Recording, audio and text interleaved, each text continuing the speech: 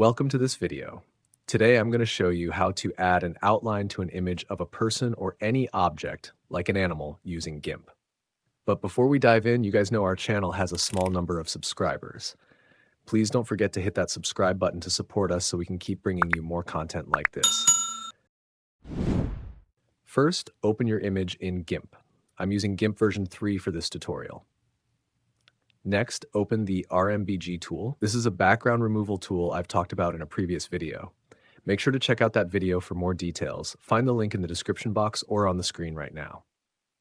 In the RMBG tool, click on the Add Picture option and select the same image you opened in GIMP. Once the background is removed, you can easily copy the final image by clicking on it. Then, copy it to your clipboard. Now, back in GIMP, paste the background-free image into a new layer.